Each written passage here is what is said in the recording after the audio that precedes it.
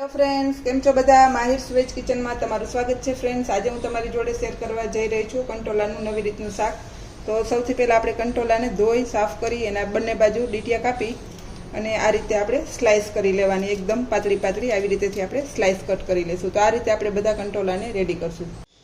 કંટોલા છે એ પાચન માટે સારા છે, હાડકા માટે સારા છે, આંખ માટે સારા છે અને પાચન માટે તો ખૂબ જ સારા છે. એટલે ચોમાસામાં જ ફક્ત મળે છે, તો આ સિઝનમાં આપણે કંટોલાને ઉપયોગ કરી લેવાનો છે.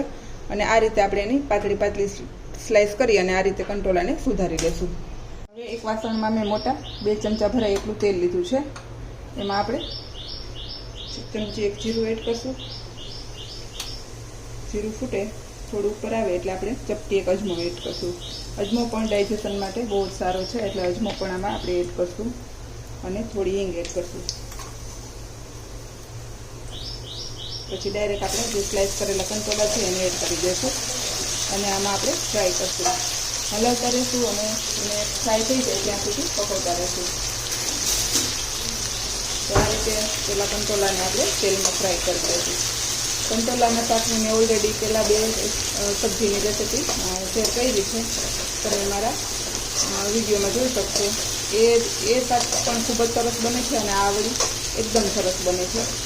બધા શાકની રેસીપી છે કંટોલાની બહુ જ સરસ બને છે. તો આ રીતે આપણે એને ખુલ્લું મોટા વાસણમાં જ કરવાનું ને આ રીતે આમ થોડું ખુલ્લું રહે એ રીતે એને ફ્રાય કરશું. કંટોલાના શાક છે એ વાયડો હોય એમાં થતા હોય છે, તો એમાં આપણે કોઈ પણ પ્રકારની દવા પણ નથી હોતી. એટલે વડીલો કહેતા કે કંટોલાનું શાક ખૂબ જ નરવું હોય છે. એટલે જો આપણે સ્વાસ્થ્યની દ્રષ્ટિએ જોઈએ તો એના ફાયદા તો ઘણા છે જ અને દવા વિનાનું પણ આ સબ્જી છે. તો આ સબ્જી ચોક્કસથી તમે આ ચોમાસામાં બનાવજો. હવે આ રીતના થોડા બ્રાઉન જેવા થઈ જાય એટલે આ સ્ટેજ ઉપર આપણે ડુંગળી એડ કરીશું. મેં અત્યારે નાની 3 ડુંગળી લીધી છે, આવી રીતેથી સ્લાઇસ કરીને નાખવાની છે. અને ડુંગળીને છે આપણે વધારે નથી બ્રાઉન થવા દેવાની, થોડી પારદર્શક થઈ જાય એવી એને રાખવાની છે, જેથી કરીને એની સ્વીટનેસ છે એ સબ્જીમાં સરસ આવે. તો હવે આને ઢાંકી અને થવા દઈશું. આ રીતે ઢાંકી અને આપણે 5-7 મિનિટ એને રહેવા દઈશું. હવે જ્યાં સુધી આપણી ડુંગળી છે થોડી સંતળાઈ છે ત્યાં સુધી આપણે મસાલો બનાવીશું. તો એના માટે મેં 3 થી 4 ચમચી જેટલા દાળિયા લીધા છે. દાળિયાની છાલ નથી ઉખેડવાની, એ પણ પાચન માટે ખૂબ સારી હોય છે, એટલે એને આપણે એમને જવા દઈશું. 1 ચમચી વરિયાળી, 3 તીખી મરચી, 10-12 કળી લસણ અને 1 થી 1.5 ઇંચ જેટલું આદું, આ બધું આપણે આમાં એડ કરી દઈશું. અને થોડી એમાં હળદર એડ કરશું અને આ મસાલાને આપણે ક્રશ કરી લેશું. આપણો મસાલો છે એકદમ સરસ પીસાઈ ગયો છે. આ રીતનો આપણે એને પીસીને રાખવાનો છે. હવે જો આપણી ડુંગળી છે થોડી પારદર્શક થઈ ગઈ છે, એટલે આને આપણે વધારે નથી પકાવવાની, આ રીતની બફાઈ જાય એવી એને પકાવવાની છે. અને આપણા કંટોલા પણ થોડા એવા બ્રાઉન થઈ ગયા છે, એટલે આ સ્ટેજ ઉપર આપણે ડાયરેક્ટ આપણે જે મસાલો પીસો એને એડ કરી દઈશું.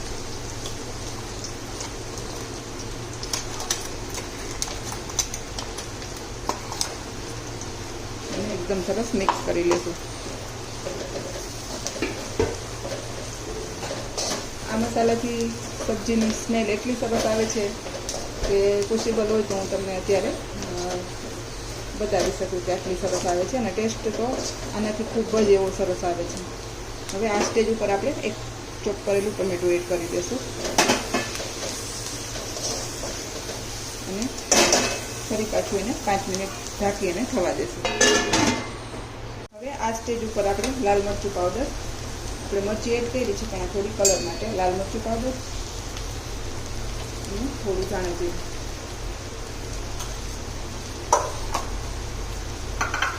થોડો આમચૂર પાવડર, એકદમ થોડો, જે આપણે આ કંટોલા થોડા એવા કરવાસવાળા હોય એને બેલેન્સ કરે એટલે થોડું ટેંગી બની જાય સબ્જી. અને લાસ્ટમાં ધાણા ભાજી એડ કરશું અને ફરી પાછું ઢાંકી અને 10 થી 12 મિનિટ એને એમને રહેવા દેશું. તમે જોઈ શકો છો આપણી સબ્જી એકદમ કેટલી સરસ બનીને રેડી થઈ છે.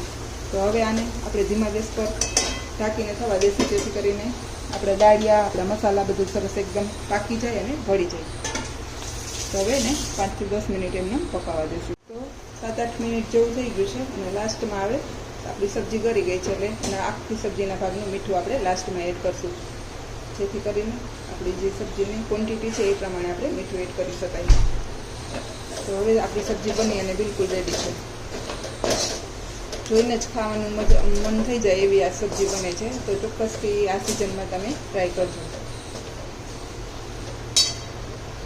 તો ફ્રેન્ડ્સ, જોઈને જ બનાવવાની અને ખાવાની ઈચ્છા થઈ જાય એવું મારું નવી રીતનું કંટોલાનું શાક રેડી છે. જો તમને મારી આ રેસીપી પસંદ આવે તો લાઈક કરજો, શેર કરજો અને સબસ્ક્રાઈબ કરવાનું ભૂલતા નહીં. Thank you, by.